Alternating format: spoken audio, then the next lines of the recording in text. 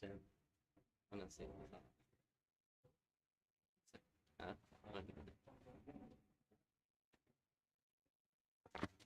Astagfirullah.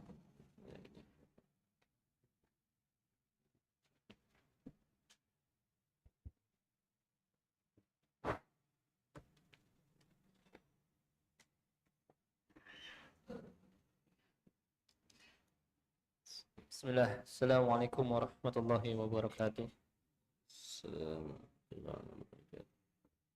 Alhamdulillah wassalatu wassalamu ala Rasulillah wa ala alihi wa ashabihi wa mawala.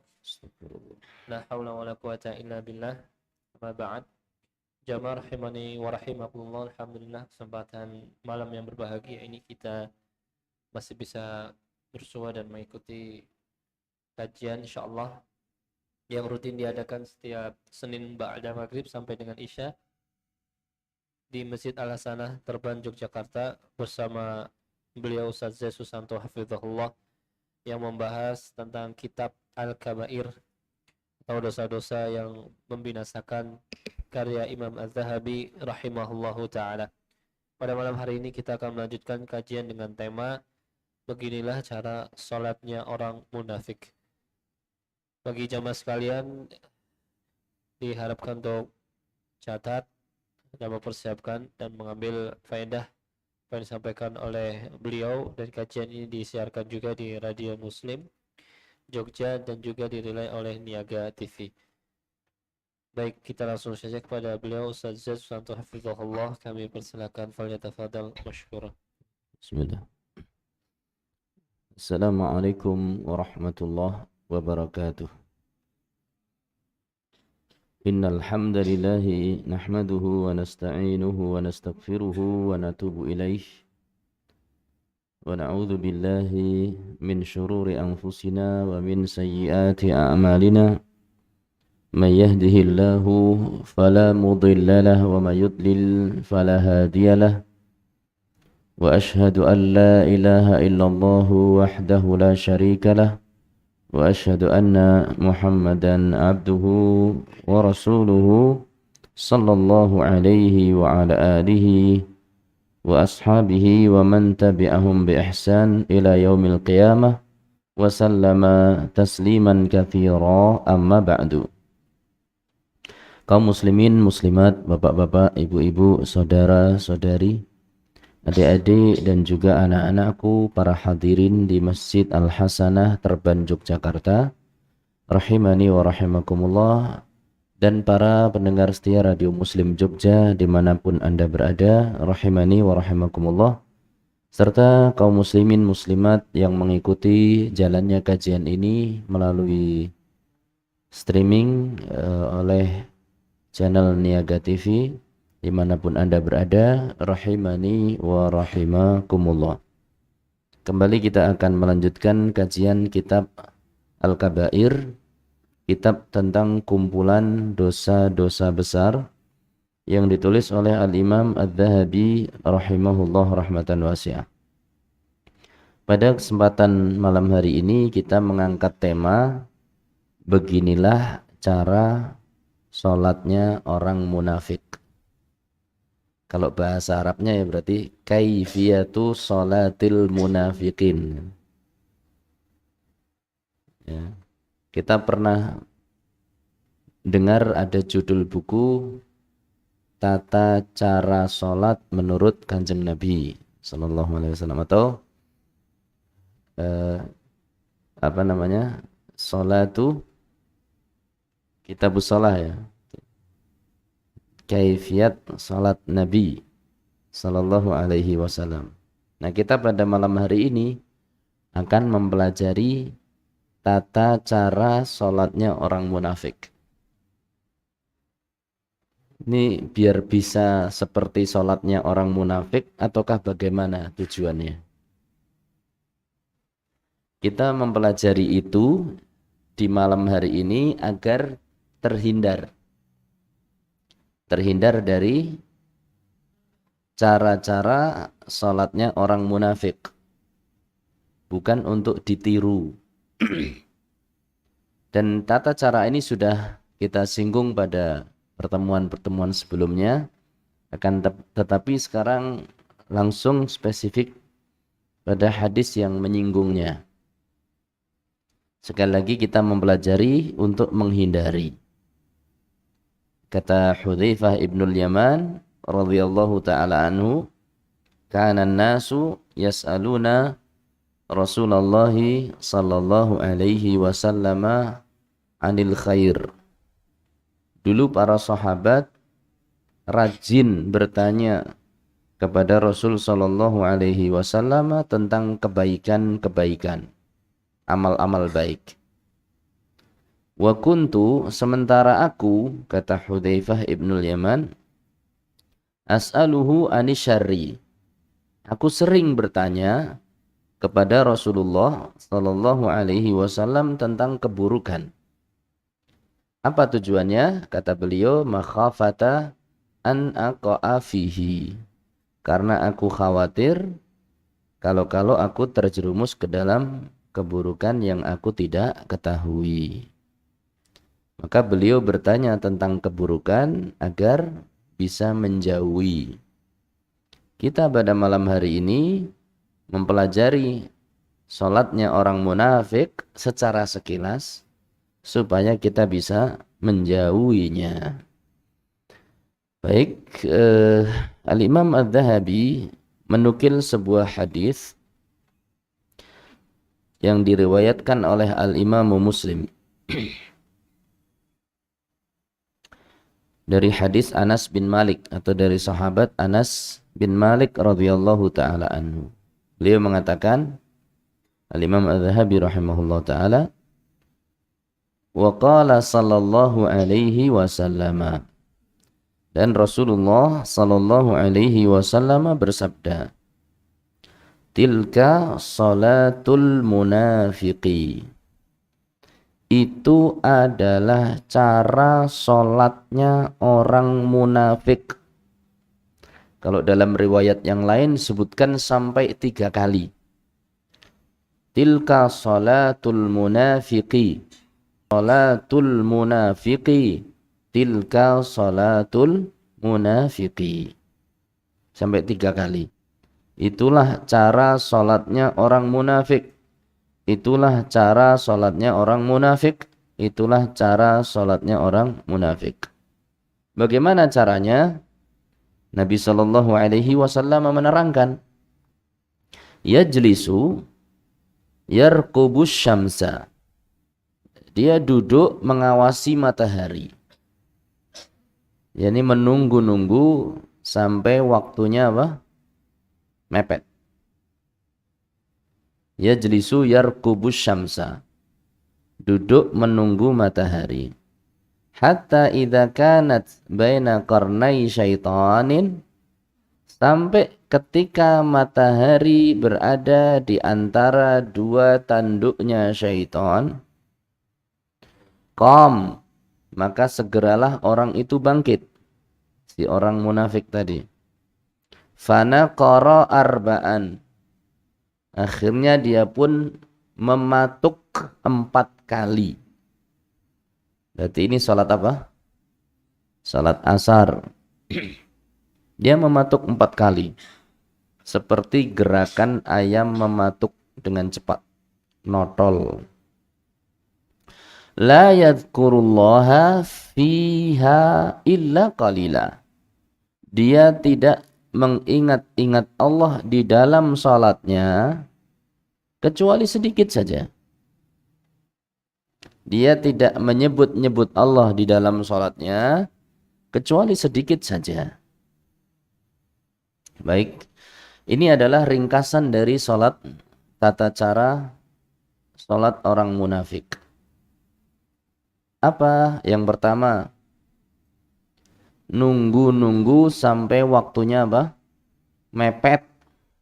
Ya, bahkan keluar dari waktu. Ini sudah masuk pada waktu matahari sudah betul-betul hampir terbenam. Ya. Kemudian yang kedua, gerakannya atau sholatnya cepat. tanpa ada kekhusyuan di dalamnya. Ya.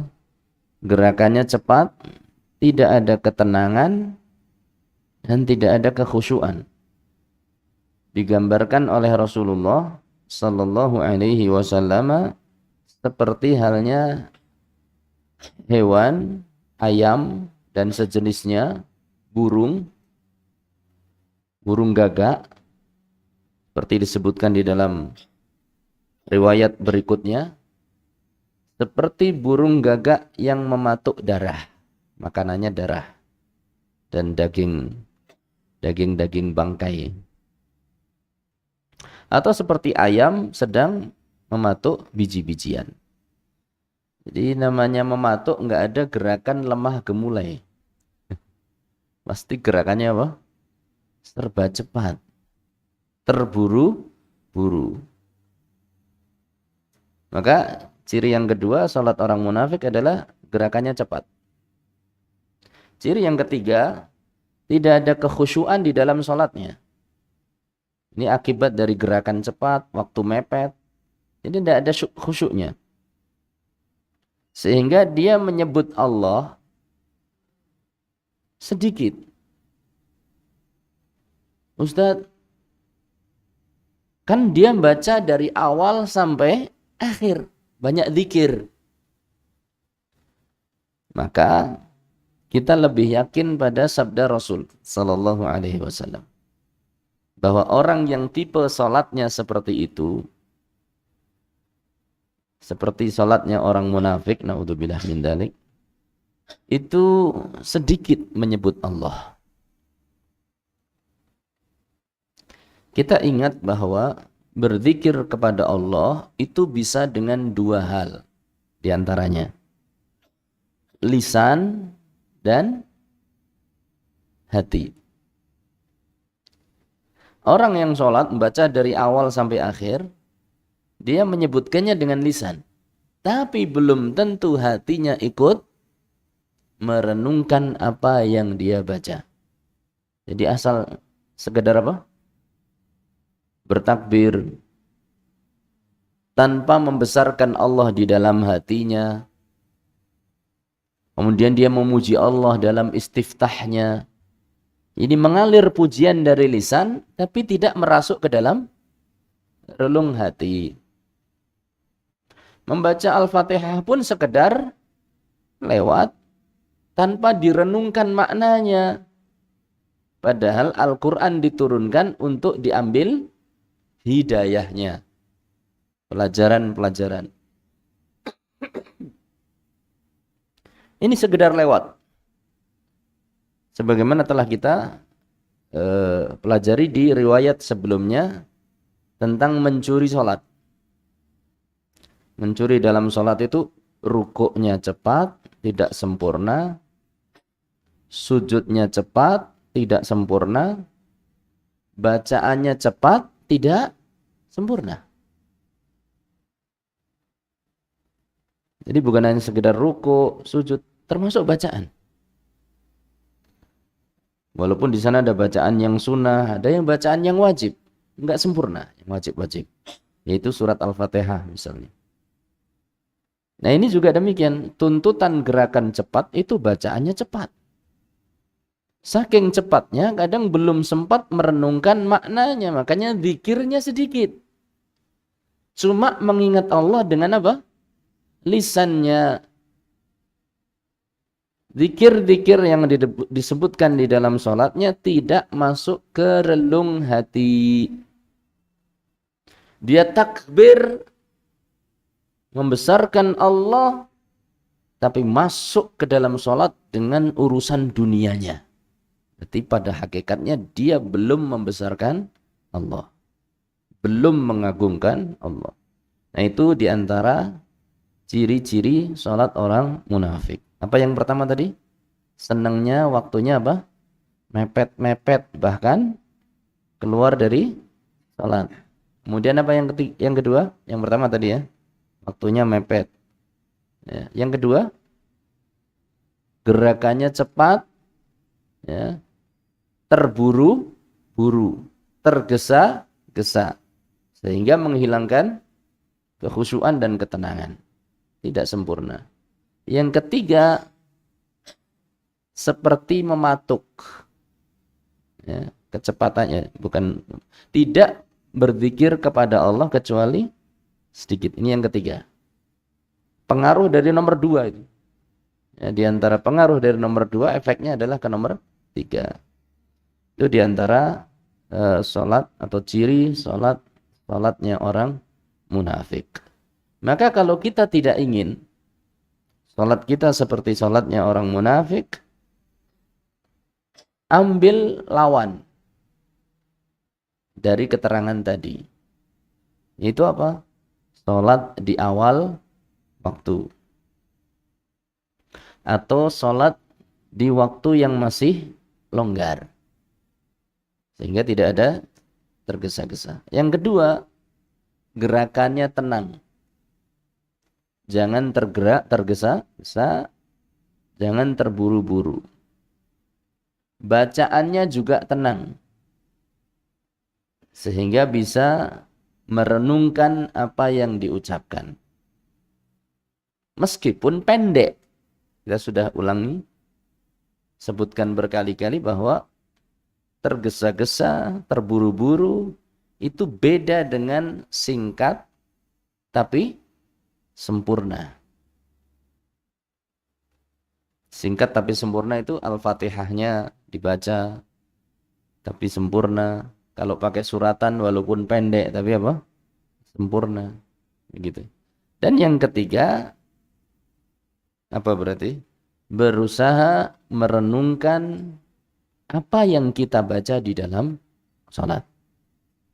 Mulai dari takbir sampai salam.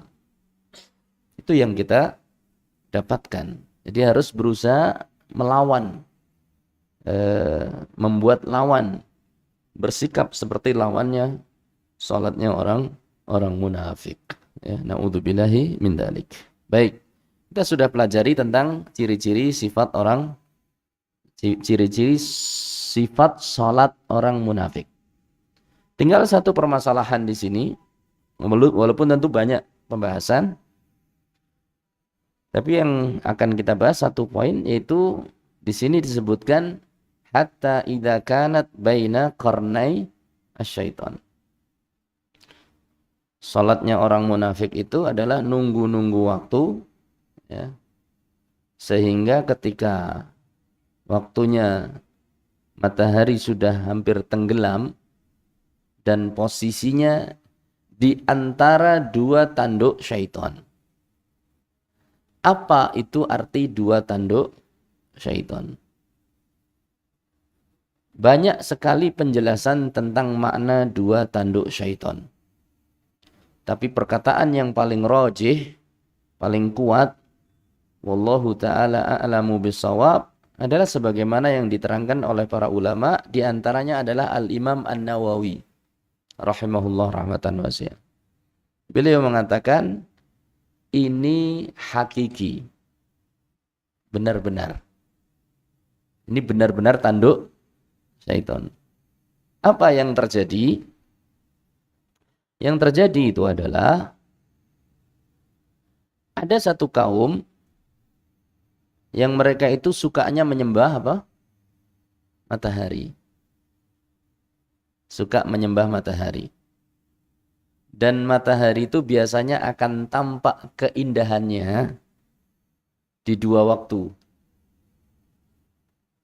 Dan tampak kekuatannya di tiga waktu. Atau di satu waktu ya berarti. Dua waktu indah, tiga waktu kuat. Satu waktu kuat. Kapan dua waktu yang indah matahari kelihatan itu? Pagi hari sama sore hari. Orang istilahkan apa? Sunrise sama satunya sunset yang mana? Yang pagi. Yang pagi sunset. Oh, sunrise. Pagi sunrise. Ketika matahari muncul. Sunrise. Sun itu matahari. Kalau rise bersinar. Kalau sunset. Tan matahari set mendelep. Nah, dua posisi itu matahari bisa kita lihat dengan mata telanjang. Biasanya gitu ya. Siang nggak bisa dilihat, begitu sore matahari kayak bulan. Apalagi kalau sudah hampir tenggelam. Nah, disitulah para penyembah matahari biasanya melakukan aktivitasnya. Pagi dan sore. Ditambah satu, yaitu ketika matahari berada di puncak. Yang menunjukkan kekuatannya istilahnya. Nah, di 3 waktu inilah mereka, para penyembah matahari, orang-orang yang mengagungkan matahari, melakukan peribadatan. Beribadah sujud kepada matahari. Maka iblis menggunakan kesempatan ini. Jadi dia mendekati posisi apa? Posisi dan arah matahari. Sehingga matahari itu terletak di antara, mau ngecungi kepala sendiri saya enggak. Naudzubillah min dzalik. Ini kepala iblis ya. Ya, matahari posisinya di antara dua ini. Dikatakan di sini dua tanduknya syaitan. Ya, ini dua sisi kepalanya syaitan. Kalau ini kepala, maka dia berusaha semuanya matahari itu di atas atau di antara dua tanduknya. Nah, disitulah dia menikmati. Ikut disembah. Dan ini memberikan pengaruh besar pada kehidupan para penyembah matahari. Sehingga mereka menganggap bahwa perbuatan yang buruk jadi baik. Dan perbuatan yang baik jadi buruk. Ini pengaruhnya besar. Di antara kaum yang menyembah matahari, dulu ada kisah di dalam Al-Quran. Ratu Bilqis, yaitu ratu di wilayah Saba. Di zamannya Nabi Sulaiman. Dikisahkan ketika Nabi Sulaiman sedang menata barisannya sesuai dengan kelompok-kelompoknya. Jin ya jin, manusia ya manusia, hewan berkaki 4 ya hewan berkaki 4, burung ya burung. Ada 1 ekor burung nggak ada, ya, yaitu yang namanya siapa? Hud. Setelah ditunggu lama, Nabi Sulaiman mengatakan kalau sampai tidak datang dengan alasan yang tepat, maka saya akan berikan hukuman kepada Hud dengan hukuman yang keras. Maka datanglah burung Hud. Ya. Dia mengatakan, wahai Sulaiman, aku mendapatkan sebuah kejadian yang tidak kau ketahui. Ya. Ahattu bima lam tuhit bihi. Saya tahu sesuatu yang kau tidak tahu. Pinter ini burung Hud. Ya. Apa kata dia? Saya mendapatkan seorang wanita menjadi pemimpin 1 kelompok manusia. Ratu. Punya kerajaan. Dan yang lebih hebat lagi, yang lebih parah lagi, kata Hud, wajadtuha wa qaumaha yasjuduna lisyamsi min dunillah. Aku mendapatkan si ratu dan rakyatnya suka sujud kepada matahari, menyekutukan Allah. Kemudian Hudhud menyampaikan, kan seharusnya burung tapi tauhidnya kenceng. Kan seharusnya orang itu enggak boleh sujud kecuali hanya kepada Allah. Allah tasjudu lisyamsi wala lil qamari. Harusnya orang itu hamba Allah.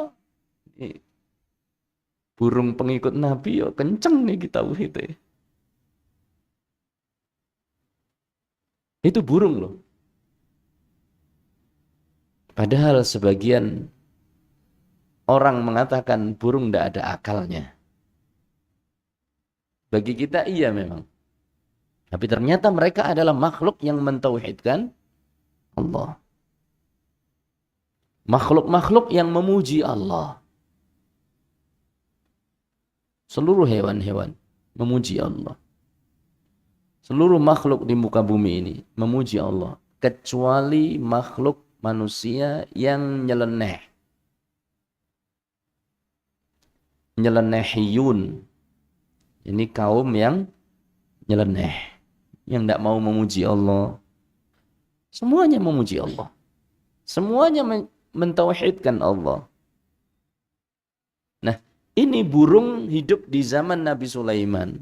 Paham akidah. Dan kita yakin hewan-hewan yang ada sekarang ini pun, mereka semua adalah hewan-hewan yang hidup di atas fitrah mentauhidkan Allah.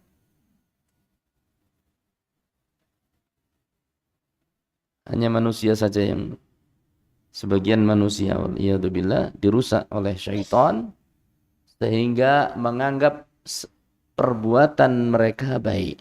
Singkat cerita, burung ini lapor bahwasanya di sana ada satu kaum yang menyembah apa? Matahari. Berarti memang ada kaum penyembah matahari. Dan ada juga satu bangsa penyembah matahari. Asyiri. Asyiri. Kalau bahasa Arabnya asyiri, mungkin kalau bahasa Latinnya saya tidak tahu apa. Asyiri atau apa begitu. Kalau zaman sekarang sebutannya apa? Mereka juga menyembah matahari. Dan itu suatu yang sangat sangat mudah diketahui keberadaannya, artinya bahwa sebagian manusia memang betul-betul menyembah matahari, dan di saat itulah syaitan berusaha menghiasi perbuatan mereka dan menjadikan manusia para penyembah matahari menganggap perbuatan mereka adalah perbuatan yang baik. Fa nas'alullah salama wal afiyah. Nanti silakan baca di dalam surat An-Naml bagaimana efek penyembahan terhadap matahari. Di antaranya adalah fazayyana lahumus syaitan wa a'malahum fasaddahum 'anis sabil. Maka syaitan menghias-hiasi amalan mereka, menganggap amalan mereka itu baik, fasaddahum 'anis sabili, sehingga menghalangi. Akhirnya ditadangi oleh Sulaiman, Nabi Sulaiman alaihi salatu wassalam. Sebelumnya dikirim apa? Dikirim surat. Ya, kemudian berusaha untuk mengirim hadiah kepada Nabi Sulaiman, tapi ditolak mentah-mentah hadiah tersebut. Dan diancam oleh Nabi Sulaiman, kalau kau menolak ajakan kami untuk masuk Islam, akan kami datangkan pasukan yang tidak ada tandingannya di muka bumi. Pasukannya Nabi Sulaiman luar biasa. Lalu kelihal akhirnya Ratu Bilqis, Ratu Saba, masuk ke dalam agama Islam, menyatakan keislamannya di depan Nabi Sulaiman. Pak Asyahid, yang jelas bahwa syaitan itu ketika matahari tenggelam, dia berusaha mendekatkan kepalanya, iblis. Sehingga posisi matahari itu terbenam di antara dua tanduknya syaitan, dan dia merasa senang, dan ini kesempatan untuk mereka, untuk dia, iblis, menyesatkan para penyembah matahari. Nah,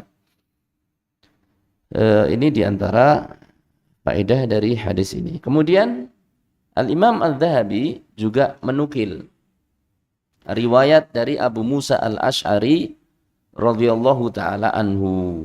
Beliau mengatakan, qala sallallahu alaihi wasallam yauman bi ashabi.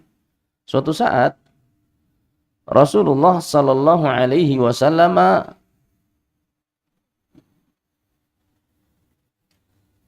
khala. Atau suatu saat Rasul Shallallahu Alaihi Wasallam bersama dengan para sahabatnya. Mohon maaf. Suatu saat Rasul Shallallahu Alaihi Wasallam bersama dengan para sahabatnya. Tsumma jalasa. Kemudian duduk. Ini keterangan-keterangan yang semuanya nanti akan menggambarkan tentang sifat-sifat salatnya, cara-cara salatnya orang munafik. Nasallahu alaihi wasallam. Kemudian dia duduk. Ketika sedang duduk dengan para sahabatnya, dakhala rajulun. Masuklah seseorang. Faqama yusalli. Orang tersebut salat. Faja'ala yarka'u. Mulai dia itu ruku. Wa yanquru sujudah. Dan dia cepat sekali dalam sujudnya. Seperti mematuk. Maka Rasulullah sallallahu alaihi wasallam, maka Rasulullah sallallahu alaihi wasallam berkata kepada para sahabatnya, "Tarawna hadza? Apakah kalian memperhatikan orang ini?" Ini orang yang sedang salat tadi dengan cepat kilat. "Lau mata." Coba perhatikan orang ini. Lau mata, kalau orang ini mati, mata ala ghairi millati Muhammadin sallallahu alaihi wasallam. Berarti dia matinya tidak di atas ajaran Muhammad sallallahu alaihi wasallam. Yang quru salatahu, orang ini mematuk di dalam salatnya kama yang qurul ghurabu ad-dama, sebagaimana seekor burung gagak mematuk darah makanannya. Ini dahsyat sekali ini. Hadis ini diriwayatkan oleh Ibnu Khuzaimah dan dinyatakan sahih. Coba perhatikan orang ini. Orang yang sholatnya super cepat. Kata Rasul sallallahu alaihi wasallam, ini orang kalau mati ini, mati di atas, atau matinya tidak di atas ajaran Nabi sallallahu alaihi wasallam. Berarti dia menyelisihi Nabi Muhammad sallallahu alaihi wasallam. Na'udzubillahi min dzalik. Kenapa? Karena yang quru kama yang qurul ghurabu ad-dama. Dia mematuk sebagaimana seekor burung gagak mematuk darah makanannya. Ini memperkuat bahwasanya sholat tipe seperti itu jangan sampai kita lakukan. Kemudian juga dari Umar bin Khattab, dinukil dari Umar bin Khattab radhiyallahu taala anhu, walaupun ini dhaif, ya, ini riwayat yang dhaif, atau mungkin karena waktu yang tidak cukup. Ini ada 2 riwayat atau 3 bahkan dhaif. Yang satu adalah riwayat dari sahabat Umar radhiyallahu taala anhu, kemudian yang kedua adalah dari Ubadah ibn Samit, dan yang ketiga adalah dari Salman Al-Farisi. Ya, ini kita lewati, kita menuju kepada riwayat yang sahih. Dari sahabat yang mulia Ibnu Abbas radhiyallahu taala anhu. Anna Rasulullah sallallahu alaihi wasallam bersabda, bahwasanya Rasul sallallahu alaihi wasallam bersabda, "Idza sajada ahadukum," kalau kalian sujud, "falyadha," letakkanlah wajhahu, hendaklah dia meletakkan wajahnya, "wa anfahu wa yadayhi 'alal ardi," dan 2 telapak tangannya di atas muka bumi. Wajah, hidung, telapak tangan, usahakan dengan sungguh-sungguh menempel di tempat sujud.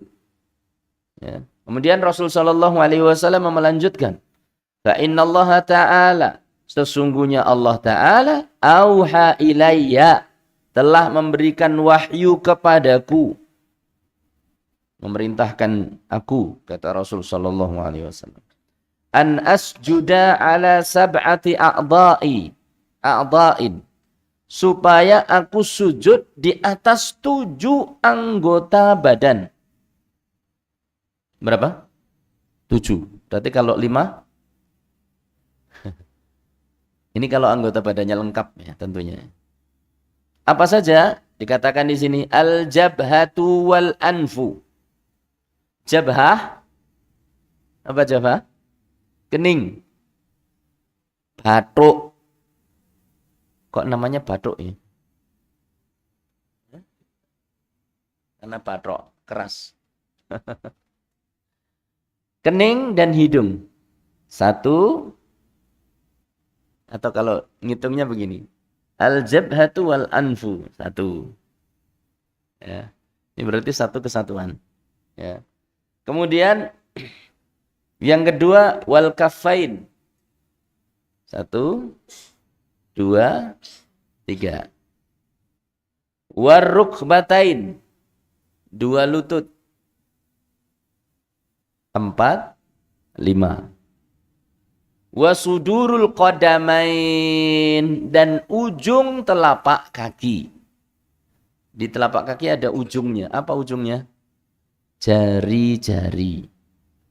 Jadi kalau sujud kakinya jangan diangkat.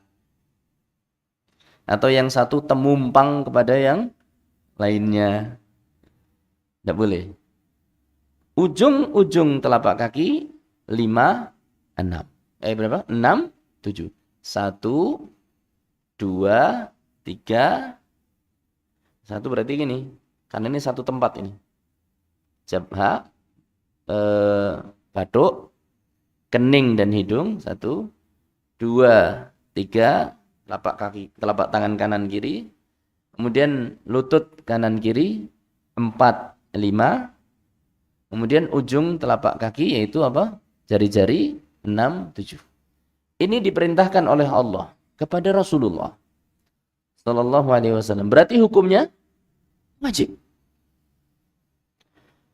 Maka dari sini bisa, atau dari sini ada faedah. Ketika suatu saat Syekh bin Baz, siapa? Syekh bin Baz ditanya tentang seseorang, dia sujud, kening nempel, tapi hidung enggak. Bagaimana hukum salatnya? Kata Syekh bin Baz, la budda min tamkinil jabhati wal anfi. Kening dan hidung harus betul-betul nempel di tempat sujud, kata beliau. Wala yasihhu sujudu illa bidzalika. Tidak sah sujud kecuali dengan cara itu. Kalau sujudnya tidak sah berarti nggak dihitung. Sujudnya nggak terhitung. Kemudian beliau mengatakan, fa'idha ta'ammada hadha. Kalau orang tadi sengaja nggak nempelkan kening atau sengaja nggak nempelkan hidung, batalat sholatuhu. Sholatnya batal. Itu kalau sengaja. Sudah tahu tapi tidak nempelkan hidung. Sholatnya enggak sah. Batalat sholatuhu. Ini keterangan dari Syekh bin Baz. Kemudian beliau melanjutkan. Wa idza kana an sahwin. Kalau dia lalai, sebabnya karena lalai, mungkin tergesa-gesa ya. Hidungnya belum nempel, sudah diangkat. Tabtulur rak'atul lati tarakahu minha. Maka rakaat yang sujudnya enggak sempurna batal. Misal seseorang salat Isya 4 rakaat. Di rakaat pertama tergesa sehingga sujudnya hidungnya enggak nempel.